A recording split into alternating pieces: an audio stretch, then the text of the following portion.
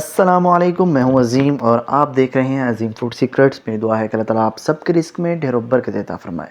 تو دوستو، آج میں آپ کے لیے لایا ہوں بہت ہی مزیدار اور ڈیلیشیس سی سیلڈ کی ریسیپی، جسے بنانا بہت ہی آسان ہے۔ تو بنا ٹائم ضائع کیے چلتے ہیں ریسیپی کی طرف۔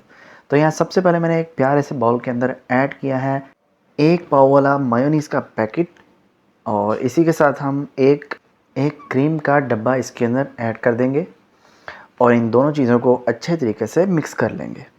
ویڈیو کے اینڈ تک ضرور دیکھیے گا، بہت ہی مزیدار اور ڈیلیشیس یہ سیلڈ بن کر تیار ہوتا ہے۔ آپ بھی اسے اپنے گھر پر ضرور ٹرائی کیجیے گا۔ تو ان دونوں چیزوں کو ہم ایک بار اچھے طریقے سے مکس کر لیں گے۔ جیسے ہی یہ مکس ہوں گی، ہم اس کے اندر ایڈ کریں گے یلو کلر کے سیب، کیوبز میں کٹے ہوئے۔ کٹنگ پہ آپ نے بالکل بھی کمپرومائز نہیں کرنا۔ جو ریڈ کلر کے سیب ہوتے ہیں وہ نہیں لینے، اور جو گرین ہوتے ہیں وہ بھی آپ نے نہیں یوز کرنے، بلکہ یلو کلر کے آپ نے سیب یوز کرنے ہیں۔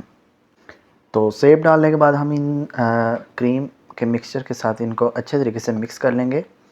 تو دوسری طرف جو ہے میں نے میکرونی کو ابال لیا تھا، وہ اب ہم اس کے اندر ٹھنڈے ہونے کے بعد ایڈ کر دیں گے، اور دوبارہ سے ان کو اچھے طریقے سے مکس کر لیں گے۔ تو اسی دوران اگر ابھی تک آپ نے ہمارے چینل کو سبسکرائب نہیں کیا تو جلدی سے سبسکرائب کر لیں، ساتھ کے بیل آئیکن کو بھی دبا لیں تاکہ آپ تک ہمارے آنے والی نئی ویڈیوز بر وقت پہنچ سکیں۔ اب ہم اس کے اندر ایڈ کریں گے کھجور، جن کو میں نے تھوڑا لمبائی کے اندر کاٹ لیا تھا، اور کھجور ایڈ کرنے کے بعد ہم اس میں ایڈ کریں گے کیوبز میں کٹے ہوئے آم۔ اس کے بعد ہم اس کے اندر ایڈ کریں گے ڈرائی فروٹس۔ آپ اپنی مرضی سے کوئی بھی ڈرائی فروٹس اس کے اندر ایڈ کر سکتے ہیں، بہت ہی جو ہے اچھا فلیور آتا ہے۔ تو یہ ایڈ کرنے کے بعد ہم ان کو اچھے طریقے سے مکس کر لیں گے۔ اگر آپ آم پہلے ڈال کر ان کو مکس کریں گے تو جو آم ہے وہ بہت سافٹ ہوتے ہیں، تو وہ سارا جو ہے اس کے اندر گھل جائے گا۔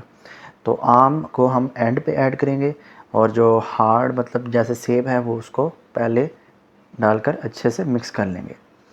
تو یہ سبھی چیزوں کو ایک بار اچھے طریقے سے آرام سے مکس کریں گے۔ تو الحمدللہ جی، ہمارا بہت ہی مزیدار سپر ڈیلیشیس سیلڈ جو ہے وہ بن کر ریڈی ہو چکا ہے۔